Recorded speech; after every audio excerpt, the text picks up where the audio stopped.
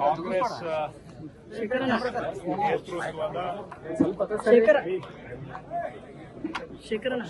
ಮತ್ತು ಜಮ್ಮು ಕಾಶ್ಮೀರದ ಜನಗಳ ಬಹುಮತ ಮಾನ್ಯ ಕಾಂಗ್ರೆಸ್ ಅಧ್ಯಕ್ಷರು ಶ್ರೀಯುತ ಮಲ್ಲಿಕಾರ್ಜುನ ಖರ್ಗೆ ಅವರು, ಹಿಂದಿನ ಅಧ್ಯಕ್ಷರು ವಿರೋಧ ಪಕ್ಷದ ನಾಯಕರು ರಾಹುಲ್ ಗಾಂಧಿ ಅವರಿಗೆ ನಮ್ಮ ಅಭಿನಂದನೆಗಳು. ಯಾಕೆಂದ್ರೆ ಅವರ ನೇತೃತ್ವದಲ್ಲಿ ಈ ಹೋರಾಟ ಜನಪರವಾದಂತ ಹೋರಾಟ ಬಹಳ ತೀವ್ರವಾಗಿ ನಡೆಯುತ್ತಾ ಬಂದಿದೆ. ಪ್ರಜಾಪ್ರಭುತ್ವ ಉಳಿಯಬೇಕು ಹಾಗೂ ಜನಗಳಿಗೆ ನ್ಯಾಯ ಸಿಗಬೇಕು. ದೇಶದಲ್ಲಿ ಕೆಲವು ಶ್ರೀಮಂತರು ಅನುಕೂಲ ಆದ್ರೆ ಸಾಲದು, ಜನಸಾಮಾನ್ಯರಿಗೆ ಯಾವುದೂ ಅನುಕೂಲ ಆಗ್ತಾ ಇಲ್ಲ. ದೇಶದಲ್ಲಿ ಉದ್ಯೋಗ ಪರಿಸ್ಥಿತಿ ಬಿಗಡಾಯಿಸ್ತಾ ಇದೆ, ನಿರುದ್ಯೋಗ ಜಾಸ್ತಿ ಆಗ್ತಾ ಇದ್ದಾರೆ, ಬಡವರಾಗ್ತಾ ಇದ್ದಾರೆ. ಇದರ ವಿರುದ್ಧ ಶ್ರೀಯುತ ರಾಹುಲ್ ಗಾಂಧಿ ಅವರು ಈ ದೇಶದ ಜನಸಾಮಾನ್ಯರ ಪರವಾಗಿ ನಿರಂತರವಾಗಿ ಹೋರಾಟ ಮಾಡ್ತಾ ಬಂದಿದ್ದಾರೆ. ಕಳೆದ ಲೋಕಸಭಾ ಚುನಾವಣೆಯಲ್ಲೂ ಕೂಡ ದೇಶದ ಜನ ಅಭೂತಪೂರ್ವವಾದಂತಹ ಒಂದು ಬೆಂಬಲವನ್ನ ಕಾಂಗ್ರೆಸ್ ಮಿತ್ರ ಪಕ್ಷಗಳಿಗೆ ಕೊಟ್ಟಿದ್ದಾವೆ. ಅದಕ್ಕಿಂತ ಇನ್ನೂ ಒಂದು ಹೆಜ್ಜೆ ಮುಂದುವರೆದು ಇವತ್ತು ಹರಿಯಾಣ ಮತ್ತು ಜಮ್ಮು ಕಾಶ್ಮೀರದಲ್ಲೂ ಕೂಡ ಕಾಂಗ್ರೆಸ್ ಪರವಾದಂತ ಜನ ಬೆಂಬಲ ವ್ಯಕ್ತ ಆಗಿರೋದು ದೇಶದಲ್ಲಿ ಬದಲಾವಣೆಯ ಗಾಳಿ ಬೀಸ್ತಾ ಇರೋದಲ್ಲ, ಮತ್ತಷ್ಟು ಬಲ ಆಗ್ತಾ ಇದೆ ಅನ್ನೋದಕ್ಕೆ ಇದು ಸಾಕ್ಷಿ. ಮುಂದಿನ ದಿನಗಳಲ್ಲಿ ನೆಕ್ಸ್ಟ್ ಮಹಾರಾಷ್ಟ್ರದಲ್ಲೂ ಕೂಡ ಚುನಾವಣೆ ಬರ್ತಾ ಇದೆ. ಬಹುಶಃ ಅಲ್ಲಿಯೂ ಕಾಂಗ್ರೆಸ್ ನೇತೃತ್ವದ ಮಿತ್ರ ಪಕ್ಷಗಳಿಗೆ ಬಹುಮತ ಸಿಗುತ್ತೆ ಅನ್ನುವಂತ ನಿರೀಕ್ಷೆ ಇದೆ. ಒಟ್ಟಾರೆ ದೇಶದಲ್ಲಿ ಬಡವರ ವಿರೋಧಿ ಸರ್ಕಾರ ಏನಿದೆ, ಜನಸಾಮಾನ್ಯರಿಗೆ, ಯುವಕರಿಗೆ, ಯುವತಿಯರಿಗೆ ಉದ್ಯೋಗ ಕೊಡೋದಕ್ಕೆ ಆಗದೇ ಇರುವಂತಹ ಕೇಂದ್ರ ಸರ್ಕಾರ ಏನಿದೆ, ಮತ್ತು ಕೆಲವು ಅದಾನಿ ಅಂಬಾನಿ ಅಂತ ಶ್ರೀಮಂತರ ಪರವಾಗಿ ಕೆಲಸ ಮಾಡ್ತಾ ಇರ್ತಕ್ಕಂತಹ ಬಿಜೆಪಿಯ ವಿರುದ್ಧ ಒಂದು ಜನಾಭಿಪ್ರಾಯ ದೇಶದಲ್ಲಿ ಸ್ಪಷ್ಟವಾಗಿ ಕಾಣ್ತಾ ಇದೆ. ಸರ್, ಇದು ಬಿಜೆಪಿ ಅವನತಿ ಅಂತೀರಾ ಸರ್? ಇದು ಬಿಜೆಪಿ ಅವನತಿ ಅಂತೀರಾ? ಇದು ಅವನತಿ ಸ್ಟಾರ್ಟ್ ಆಗಿದೆ ಅಂತ ರಾಜಕೀಯವಾಗಿ ನಾವು ಇದು ಒಂಥರ ಕಾಲದ ಚಕ್ರ ಇದ್ದಾಗೆ.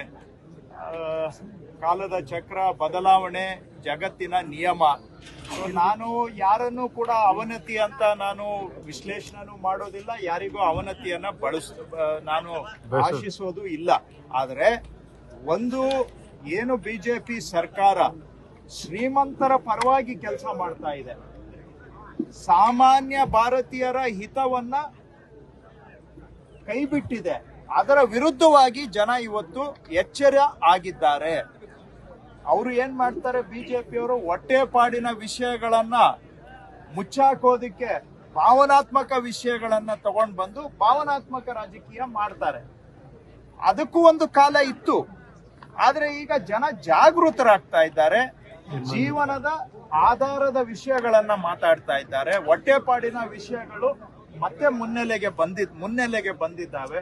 ಸೊ ಎಲ್ಲಿವರೆಗೂ ದೇಶದಲ್ಲಿ ನಿಜವಾದ ಜೀವನ ಆಧಾರಿತ ವಿಷಯಗಳ ಮೇಲೆ, ಹೊಟ್ಟೆಪಾಡಿನ ವಿಷಯಗಳ ಮೇಲೆ ರಾಜಕೀಯ ನಡೆಯುತ್ತೆ, ಅಲ್ಲಿವರೆಗೂ ಪ್ರಜಾಪ್ರಭುತ್ವನು ಚೆನ್ನಾಗಿರುತ್ತೆ.